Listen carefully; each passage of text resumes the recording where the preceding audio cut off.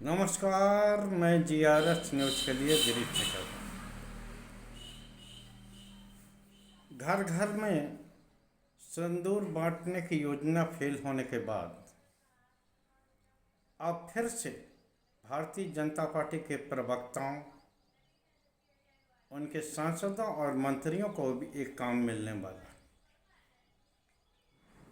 क्योंकि राहुल गांधी ने नरेंद्र सरेंडर की बात कह के भारतीय जनता पार्टी को फिर से काम दे दिया। आप सभी लोग जानते हैं कि मध्य प्रदेश में अपने कार्यकर्ताओं के साथ बैठक करते हुए उन्होंने इस तरह की बात कही थी कि किस प्रकार अमेरिका के दबाव में देश की बढ़ रही सेनाओं, जिसमें कि पाकिस्तान बिल्कुल ज़मीन पर रेंग रहा था, अमेरिका के दबाव में हुए सीज फायर ने न सिर्फ उसे सुधरने का मौका दिया, बल्कि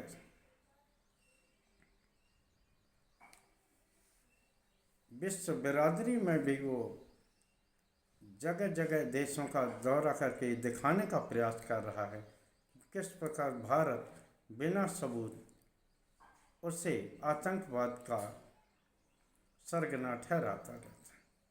हालांकि ये बात सही है, क्योंकि विश्व के कोई भी आतंकी सरगना रहे हों या नेटवर्क रहा हो, पाकिस्तान ही उसका कारक हो, चाहे अलकायदा का या हक्कानी नेटवर्क जैसे मोहम्मद या अन्य आपराधिक संगठन जो कि पूरे विश्व में बैन हैं, इन सब का शरणदाता पाकिस्तान ही रहा है।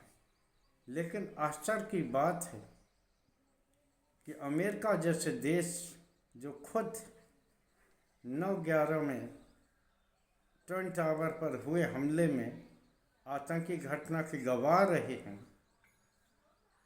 आखिर वो ऐसे वक्त में पाकिस्तान की मदद करने क्यों आ जाए? ये एक ऐसा सवाल है जिसे न सिर्फ देश के लोग जानना चाहते हैं, बल्कि विपक्षी दल भी जानना चाहते हैं कि आखिर उस समय जब भारतीय सेना पाक पर बढ़त बनाए हुए थी, तो आखिर कौन सा अवसर आया जो कि भारत को सीज फायर पर चला। इसको लेकर उन्होंने प्रधानमंत्री मोदी को कटघरे में खड़ा किया। जैसा कि हर बार होता है कि राहुल गांधी के बयान पर किस तरह से उनके सांसद और मंत्री बिलबिला कर बाहर निकलते हैं और उसे, हालांकि आपने ये सुना होगा कि अपने कार्यकर्ताओं से बैठक में उन्होंने सेना या अन्य किसी तरह की कोई बात नहीं की, उन्होंने सिर्फ ये 2 शब्द कहे और उस सवाल को उठाया जो कि आमतौर पर आम जनता के बीच में भी है कि आखिर क्या भारत ने अमेरिका के दबाव में ही सरेंडर या यूँ कहिए सीज फायर किया है? क्योंकि बढ़त देती हुई सेना, देखिए, जब सेना युद्ध में जाती है तो सीज फायर का एक ही मतलब होता है, किसी न किसी तरह से युद्ध से बच के निकल जाना। एक तरह से ये भी एक सरेंडर ही होता है। आखिर अमेरिका का क्या दबाव था?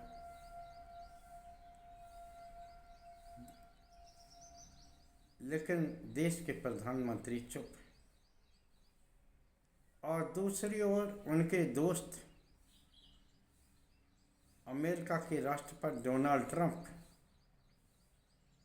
जो कि देश के प्रधानमंत्री को माय फ्रेंड कहते नहीं अघाते हैं, इस तरह का आचरण कर रहे हैं। बार बार तमाम मंचों पर इस बात की घोषणा डोनाल्ड ट्रंप द्वारा की जा रही कि उन्होंने व्यापार का दबाव देके भारत और पाकिस्तान के बीच में सीज फायर कर रहे। आखिर इस जवाब से बचा क्यों जा रहा है? कौन से वो कारण हैं जिसके कारण प्रधानमंत्री इस बात पर मौन है?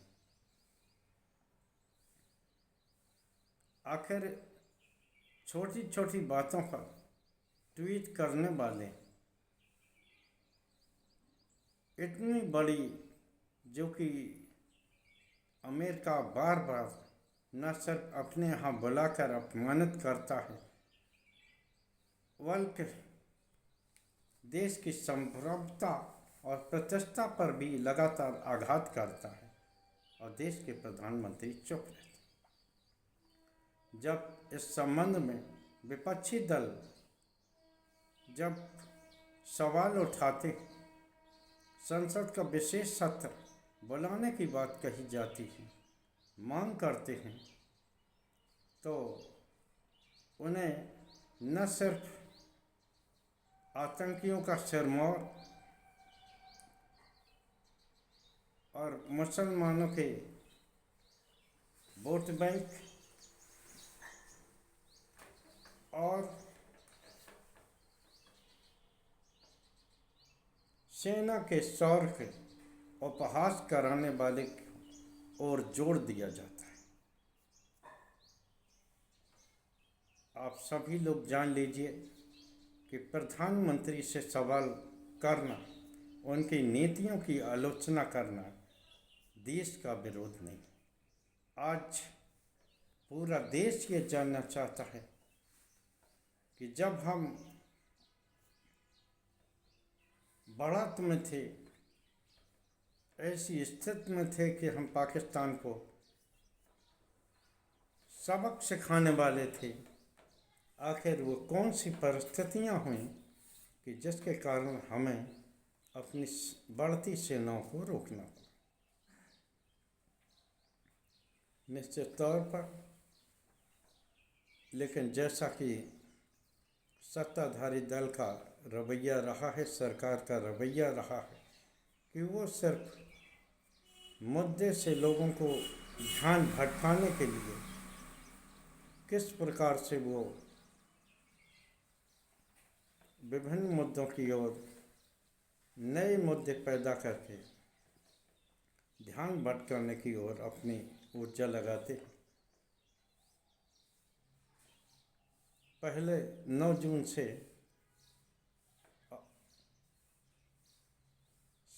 घर घर सिंदूर बांटने की योजना थी, जैसे कि कई बड़े समूह के अखबारों ने भी अपने पहले पेज पर जगह दी थी।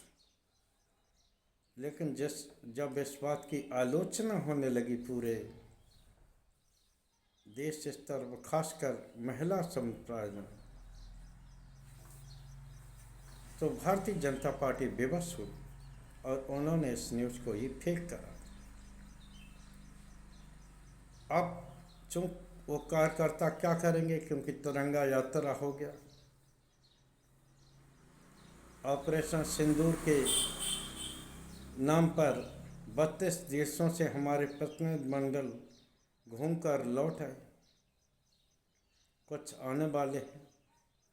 आखिर उन प्रतिनिधिमंडल जो हमने विदेश भेजे थे, जो कि जनता की टैक्स पेयर के पैसे पर वहाँ गए थे, आखिर देश को उसका क्या लाभ मिला और इस सरकार की इस कवायद में कौन सा देश ऐसा था कि जो हमारे साथ आकर खड़ा हो गया, या जिसने हमारे साथ अपनी गलती मानते हुए हमें समर्थन देने की बात कही। ये जानने का हक देश की पूरी जनता और देश की जनता अगर विपक्षी सांसदों के माध्यम से ये सब बात जानना चाहती है, क्या देश की जनता भी देशद्रोही है, जैसा कि राहुल गांधी को भाजपा सांसद सुधांशु त्रिवेदी या राष्ट्रीय अध्यक्ष जेपी नड्डा ने ठहराया कि एक तरह से ये देशद्रोह है।